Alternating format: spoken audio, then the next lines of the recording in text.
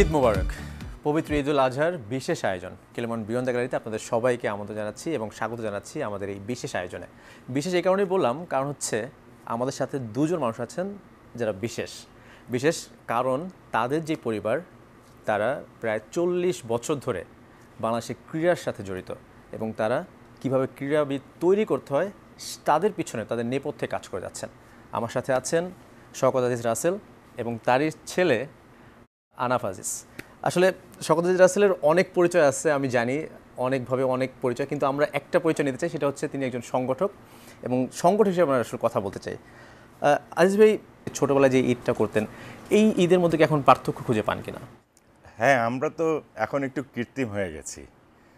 আমরা একটা বেলা ছিল যে আমাদের বাবা মাদের ছত্রছায়ায় থাকতাম, বুঝতাম না যে আসলে কত কঠিন সমাজ ব্যবস্থা, উপার্জন করা, টিকে থাকা।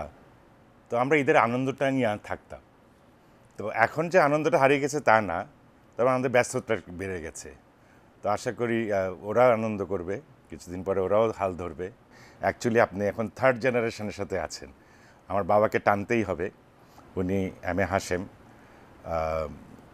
উনি পার্টিস গ্রুপের প্রতিষ্ঠাতা, উনি আজকে নেই। তো ওনার থেকে শুরু হয় আর কি আমাদের এই স্পোর্টস আঙ্গিনায় ওনার যে পৃষ্ঠপোষকতা, এটা আমরা ধরে রাখার চেষ্টা করেছি বা করছি। আমি খুব খুশি যে আমার ছেলে আজকে সেই ভূমিকাই নিচ্ছে। তো আমাদের বাস্কেটে দুটো টিম আছে, একটা পার্টেক্স স্পোর্টিং ক্লাব আর একটা হচ্ছে আম্বার স্পোর্টিং ক্লাব। এর মধ্যে আমরা স্নুকারও আমাদের টিম আছে এবং বা পেট্রোনাইজেশন আছে, তারপরে বাস্কেটবলে আছে। তো এই ধারাবাহিকতা যাতে আমরা ধরে রাখতে পারি, আল্লাহ যাতে আমাদের রুজি রিজিক দেয়। অবশ্যই। আনাফের কাছে একটু যেতে চাই। আনাফ, এই যে স্পোর্টসে আমি যতটুকু জানি যে আপনি নিজে খেলতেন বা এখন হয়তো ইনজুরির জন্য খেলছেন না, আবার হয়তো মাঠে ফিরবেন খুব শীঘ্রই, এবং একই সাথে বিএফএফের একটা অনূর্ধ্ব 17 লিগ কমিটির সাথে আপনি জড়িত। তো এই যে স্পোর্টস আঙ্গিনাতে আসা, সেটা কি বাবার হাত ধরে? আমি আসলে আমার বাবারা ছোটোবেলা থেকে স্পোর্টসম্যান, আমিও অনেক ছোট বয়স থেকে স্পোর্টস ধরেছি। আমি স্কুল লেভেল থেকে ফুটবল খেলে আসছি, এটা আমার সবচেয়ে প্রিয় খেলা। ফুটবল। ফুটবল। আচ্ছা, এরপরে কখনো ইচ্ছা হয়নি যে আসলে আমি দেশের হয়ে খেলবো, এরকম কোনো ইচ্ছা হয়েছে কখনো? যখন ছোট ছিলাম আমার স্বপ্ন ছিল যে আমি ফুটবল প্লেয়ার হব। পরে বড় হয়ে ব্যবসার হাল ধরতে হয়েছে, অনেক কিছু হয়েছে, আস্তে আস্তে রিয়ালিটি এসে পড়েছে, তখন আর ফুটবলটা পার্সিউ করিনি। তো আমি খুব ভালো খেলতাম। এখন আপনি বাফুফের সাথে আছেন এবং বাফুফের এখন যদি বলি যে ক্রিকেট আঙ্গিনার থেকে যদি ফুটবলের যেই মানে গণজোয়ার যেটাকে বলে, এখন যে গণজাগরণ, এই জিনিসটা কেমন লাগে এখন? খুবই ভালো লাগে। আমি যখন বড় হই তখন ফুটবলের তেমন ক্রেজ বাংলাদেশে শেষই হয়ে গেছিলো মনে হয়, ফুটবলের ক্রেজটা ছিল না, cricket was the main game. এখন দেখতে পাই আস্তে আস্তে ফুটবলের আকর্ষণটা বাড়ছে, মানুষের মন ওদিকেই যাচ্ছে। সকলের কাছে একটু যেতে চাই, আপনি এক সময় বোর্ড ডিরেক্টর ছিলেন বিসিবির। ওই সময় আপনারা যেভাবে শুরু করতে চেয়েছিলেন বা এখন এসে যেটা দেখছেন, কিছুদিন পর হয়তো বা আমাদের সভাপতি চেঞ্জ হচ্ছে, খেলার যেই নির্মগামীটা, এই জিনিসটা এখন কেমন লাগে আসলে? ক্রিকেটে কিন্তু আমরা অনেক সাকসেস এনেছিলাম। আমার ক্রিকেটের 8 বছর টেনিওর ছিল। 8 বছরে আমি তো দায়িত্ব পালন করেছি as auditor, chairman of audit team. কিন্তু আমার কন্ট্রিবিউশন সব জায়গায় টুকটাক ছিল। আমরা যে মার্কেটিং, রেভিনিউ, সবখানে নেগোসিয়েশন, সব কিছু আমি অনেক সময় ইন্টারভিউ করতাম, চেষ্টা করতাম আমাদের ক্রিকেট বোর্ডকে 2 টাকা বেশি এনে দেওয়ার জন্য। আর খেলার মান যতটুকু পারা গেছে, কিন্তু অনেক পলিটিক্সের শিকার হওয়াতে আমরা সবসময় ভালো প্লেয়ারকে ধরে রাখতে পারি না। ওই যে আপনার ভোটাভুটি যে একটা প্রথা আছে, যে ভোট, ক্লাবের ভোট লাগবে, দলের ভোট লাগবে, জেলার ভোট লাগবে, ওগুলাকে কন্ট্রোল করতে গিয়ে কিন্তু অনেক ভালো ভালো প্লেয়ার ধামাচাপা পড়ে গেছে। কারণ টিমকে জিতাতে গিয়ে একটা সুন্দর প্লেয়ারকে লেগ বাই বলে আপনি আউট করে দিচ্ছেন। তো ওর প্রতিভা কিন্তু ওখানেই নষ্ট হয়ে গেছে। তো ওটার থেকে যদি আমরা বের হয়ে আসতে পারি, স্বচ্ছ ইলেকশন যদি হয়ে স্বচ্ছ নেতৃত্ব আসে আগামী দিনে, তাহলে স্বচ্ছ প্লেয়ারও জন্ম নেবে। এই পৃথিবীর মানচিত্রে আপনি পৌঁছে যাচ্ছেন একটা খেলা নিয়ে, মানুষ বিনোদন পাচ্ছে, মানুষ ব্যবসা বাণিজ্য করে ফ্রাস্ট্রেশন লেভেলে থেকে যখন খেলে, তার খেলাটা দেখে কত ভালো লাগে, অনেক দুঃখ কষ্ট কেটে যায়। তো এই জায়গাতে আমাদের সরকারিভাবে কোনো সাপোর্ট আমি দেখি না। এখন যারা এই সেক্টরের নেতৃত্ব দিতে আসে তারা হয়তো পকেট ভারী করা, অথবা তাদেরকে কোথায় গেলে কী ধরনের প্রেস করা হবে, তাদেরকে কেমনে কেমনে প্যাম্পার করা হবে, এইসব নিয়েই তারা ব্যস্ত থাকে। আমি বাবার কাছ থেকে ক্রিকেটের গল্প শুনলাম, এবার ছেলের কাছে ফুটবলের গল্প শুনতে চাই। আপনি যেই চিন্তাভাবনা থেকে এসেছেন, আসলে আপনাদের পরিকল্পনাটা কি, যে অনূর্ধ্ব 17 নিয়ে বা? আমাদের মেইন টার্গেট হচ্ছে এটা ফিফা থেকে নির্দেশ করা, আমাদের মেইন টার্গেট হচ্ছে 64 জেলা দিয়ে একটা ন্যাশনাল লিগ করা আন্ডার-17। এই লিগে হোম অ্যান্ড অ্যাওয়ে ম্যাচ হবে, অ্যান্ড এই লিগের শেষে আমরা একটা পুল অফ প্লেয়ার বের করতে পারবো ইনশাল্লাহ, ট্যালেন্ট, যারা ভবিষ্যতে আমাদের ন্যাশনাল টিমে খেলার মতো প্লেয়ার হবে। এটা আমাদের লক্ষ্য। বাবার কাছ থেকে কোনো পরামর্শ পান বা চান কিনা, যে যখন আপনি বিএফএফে ঢুকেছেন, তো সেই ক্ষেত্রে কোন বাবার কাছে কোনো পরামর্শ? বাবার সাথে সবসময় পরামর্শ চেয়ে থাকি, যখনই যেটা ফেস করি একটা পরামর্শ তো চেয়েই থাকি, আর সবসময় ভালো অ্যাডভাইসই পাই। এবং বাবার কাছে যদি যাই, যে সৈকত, যে আপনি যদি ছেলেকে এই এত অল্প বয়সে যে তিনি বিএফএফে একটা কমিটিতে ঢুকেছেন, তো কোনো পরামর্শ দিয়েছেন কিনা যে কিভাবে আরও উন্নতি করতে হবে? আমি একটাই কথা ওকে সবসময় বলি যে ভালো মানুষ হওয়ার চেষ্টা করবে। ভালো মানুষের কে আর কোনো শেখায় দেওয়ার কিছু থাকে না। ক্রীড়াঙ্গন নিয়ে আরও কোনো বড় পরিকল্পনা আছে কিনা আম্বার গ্রুপের? আমরা তো সুযোগ পেলে এই সেক্টরে আরও বড় কিছু করতে পারি। মনে করেন আমাদেরকে যদি কিছু জমি বা কিছু যদি আমরা লিস্ট পেতে পারি, আমরা মিনি স্টেডিয়াম টাইপের, মনে করেন হচ্ছে বিদেশে যেরকম আছে স্টিল ফ্যাব্রিকেট দিয়ে করা হয়, আমরা গ্রাউন্ড মেনটেন করতে পারবো আমরা এই ধরনের। কিন্তু আমাদের দেশে এ ধরনের পলিসি নেই যে আপনারা কোনো গ্রুপ অফ ইন্ডাস্ট্রিজ বা কোনো গ্রুপ অফ সেক্টরকে কিছু দিয়ে আবার ওখান থেকে মেনটেন করানোর। এগুলো যদি পলিসি আকারে আসে, আমরা না, শুধু অনেক বড় বড় গ্রুপ আছে তারা ক্রিকেটকে ভালোবাসে। যে একাডেমি কিন্তু আসলে ফুটবল বলি, ক্রিকেটগুলো এটা একটা প্রাণ আসলে। তো আপনাদের কোনো চিন্তাভাবনা আছে কিনা যে ভবিষ্যতে একটা একাডেমি গড়ে তোলা, এরকম কোনো চিন্তাভাবনা আছে কিনা? সুযোগ পেলে, সামর্থ্য থাকলে নিশ্চয়ই করবো ইনশাল্লাহ।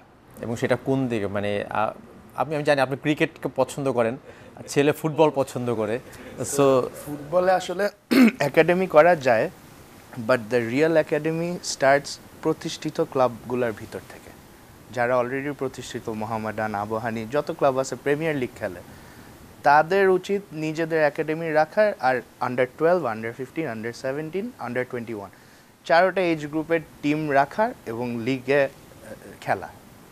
প্রতিটা এজ গ্রুপের জন্য একটা করে লিগ থাকা উচিত, তাহলে football generation to generation develop হয়। আপনারা কি এগুলো নিয়ে কাজ করছেন কিনা আসলে? এইগুলা নিয়ে আমাদের চিন্তা আছে, আমরা কাজ করার চেষ্টা করব ইনশাল্লাহ। এগুলো তো খুব ছোট ব্যাপার না, এগুলো লং টার্ম একটা ব্যাপার। আপনি দীর্ঘদিন ইংল্যান্ডে ছিলেন, আপনি ওইখানে ইংল্যান্ডেও খেলেছেন, এখানেও বাংলাদেশেও দেখেছেন। এই যে পার্থক্যটা আমরা দেখি, আকাশ পাতাল যে পার্থক্য, এই আকাশ পাতাল পার্থক্যটা আসলে কেন? কারণ আছে, সেটা হচ্ছে যে ইংল্যান্ডে কিন্তু ফুটবলটা একটা পিরামিড সিস্টেম করা। সবচেয়ে ছোট লিগ হচ্ছে সানডে লিগ, আর সবচেয়ে হাইয়েস্ট লিগ হচ্ছে প্রিমিয়ার লিগ।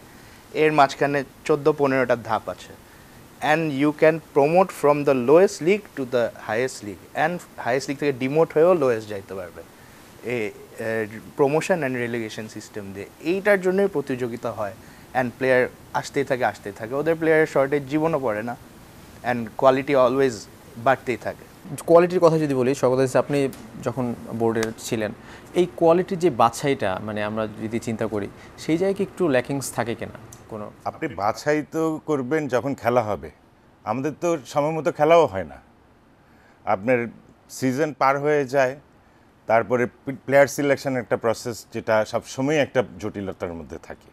এক প্লেয়ার দুইটা টিমে কমিটমেন্ট হয়ে থাকে। তারপরে কোনো টিম আছে দরকারের চেয়ে বেশি প্লেয়ার বুকিং দিয়ে বসে থাকে জেতবার জন্য, কিন্তু কোনো পানিসারি মেজর নাই। আপনি যদি খুব ভালো ভালো প্লেয়ার সবাইকে এঙ্গেজ করে ফেলেন আপনার টিমে টাকার বিনিময়ে, তাহলে আপনি কিন্তু মেধাকে কিনে ফেললেন জাস্ট চ্যাম্পিয়ন হওয়ার জন্য, তাকে কিন্তু খেলতে দিলেন না। তো এখানে যদি পানিসারি মেজার থাকে যে ইউ কান্ট ডু দিস, তুমি আমার দামি প্লেয়ারটাকে কিনে নিয়ে বসায় রাখবা জেতবার জন্য, তাহলে সেটা তখন কিন্তু খেলার মান নষ্ট হয়ে যাবে।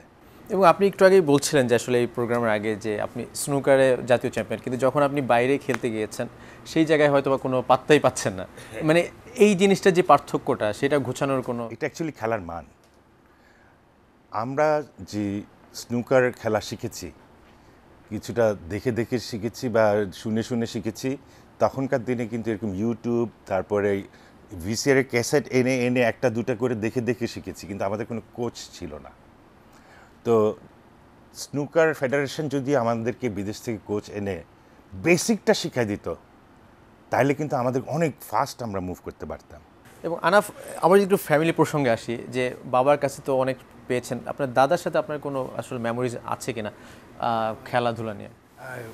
খেলাধুলা আমার দাদার সাথে অনেক মেমোরিজ আছে। তিনি যে সময় আমরা খেলাধুলার বয়সে আছি, তিনি অলরেডি খুব বয়স্ক, তখন অলরেডি তার খেলার প্রতি ইয়েটা শেষ। তখন উনি ব্যবসা করছেন, পরিশ্রম করছেন, আমাদেরকে প্রতিষ্ঠিত করার পিছেই তার সব সময় গেছে। এবং তার সাথে ওইরকম কোনো খেলাধুলা নিয়ে কখনো খুব একটা আমরা একসাথে কুস্তি দেখতাম, আমি আমার দাদা বসে রেসলিং দেখতাম একসাথে, সে খুবই এনজয় করত। তা আপনি আসলে এই আমাদের যে ফুটবল অঙ্গনটা বা ক্রীড়াঙ্গনটা কোন জায়গায় দেখতে চান? খেলায় তো হার জিত আছে, সবই আছে। আমরা ইন্টারন্যাশনাল লেভেলে আরও ভালো খেলতে চাই, আমরা এএফসি কম্পিটিশনগুলোতে খেলতে চাই, কোয়ালিফাই করতে চাই। কিন্তু মোর দ্যান দ্যাট আমি খেলার মানটা ভালো খেলার ধরনটা দেখতে চাই, যে খেলাটা টেকনিক্যাল হচ্ছে, আমরা হারি কিন্তু পারফরম্যান্সটা ভালো, we play the right way, we play proper clean football, এটা দেখতে খুবই ভালো লাগবে সবার কাছে। আনাফ, আমরা আরও আলোচনা করব, তবে আমাদের ছোট্ট একটা বিরতি নিতে হবে। দর্শক আমাদের সঙ্গেই থাকবেন, কেলেমন বিয়ন্ড দ্য গ্যালারির এই ঈদের বিশেষ আয়োজনে আমরা ফিরছি একটু পর। সবাইকে আবারও স্বাগত জানাচ্ছি ঈদের বিশেষ আয়োজন ক্লেমন বিয়ন্ড দ্য গ্যালারিতে। দর্শক, আমরা শুনছিলাম যে একটা পরিবারের গল্প, যারা ক্রীড়াঙ্গনে বা ক্রীড়াবিদ তৈরিতে নেপথ্যে কাজ করে। আমাদের সাথে আছেন দুজন, শওকত আজিজ রাসেল এবং আনাফ আজিজ। বিরতির আগে আমরা অনেক কিছু নিয়ে কথা বলছিলাম, তবে এই পর্বে আমরা একটু জানতে চাই যে ছেলে এবং বাবার যেই সম্পর্ক সেটা কতটুকু কে ভালো জানে। আমি কিছু প্রশ্ন আসলে রেডি করে নিয়ে আসছি।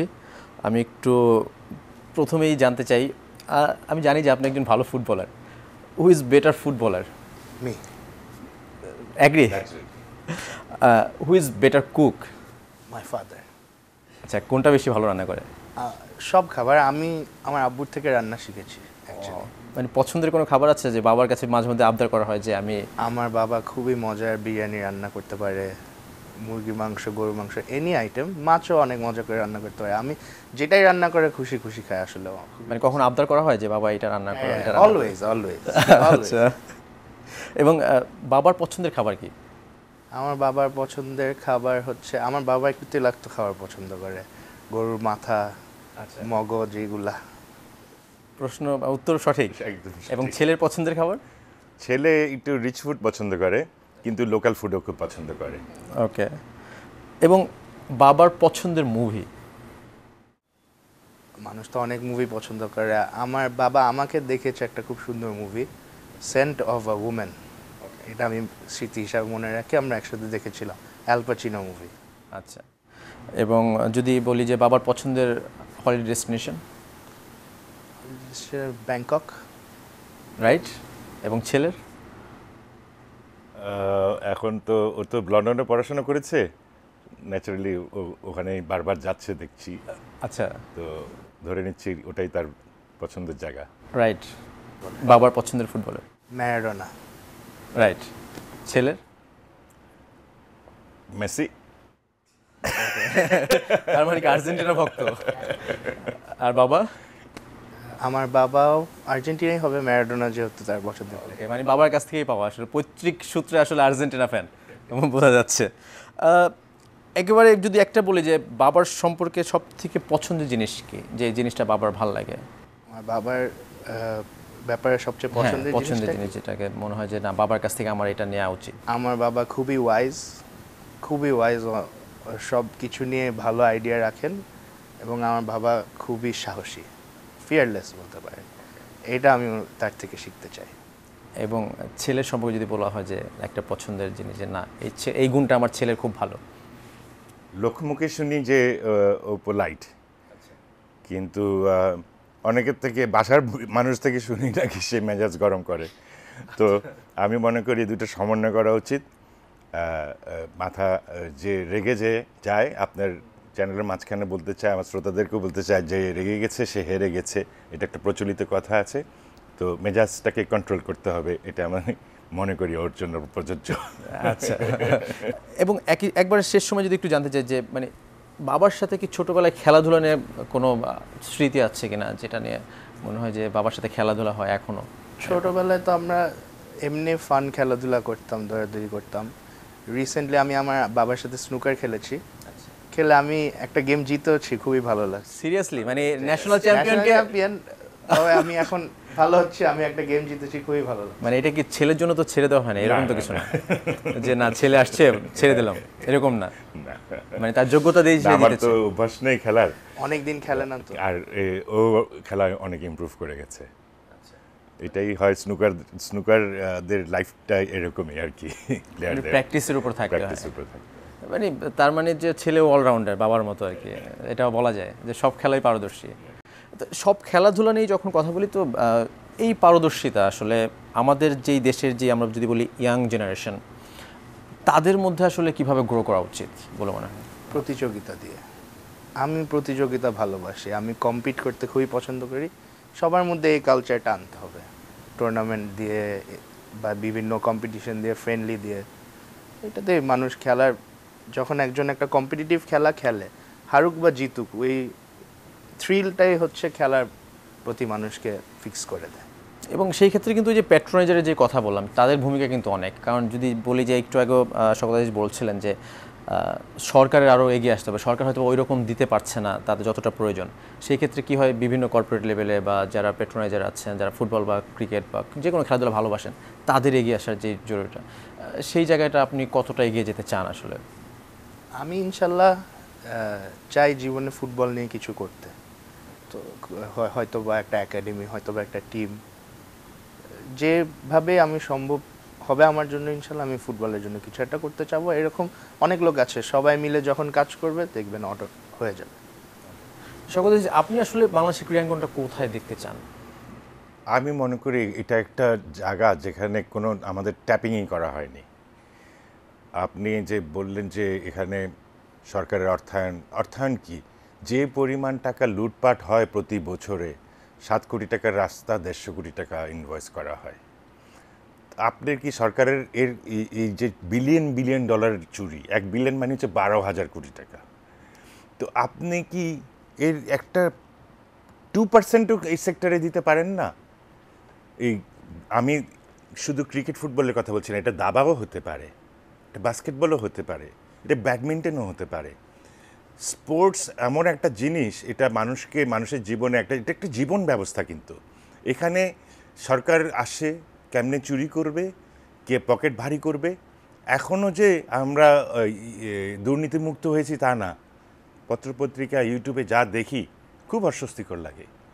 তো একটা ছোট্ট অ্যামাউন্ট এখানে প্লেস করলে পুরো সেক্টরের জন্য আমি মনে করি যে আমরা অনেকটুকু এগিয়ে যেতে পারবো। তার মানে বাজেটটা আরও মানে ফ্রেন্ডলি করতে হবে, মানে স্পোর্টস ফ্রেন্ডলি করতে হবে। স্পোর্টস ফ্রেন্ডলি করতে হবে। কারণ আমরা যখনই দেখি যে প্রতিবারই যে আসলে বাজেট করা হচ্ছে বা স্টেডিয়াম করা হচ্ছে, ওই মেইনটেনেন্সের জন্য কিন্তু কোনো বাজেট থাকে না। মেইনটেনেন্সের জন্য বাজেট থাকবে না, খেলার জন্য বাজেট থাকবে না।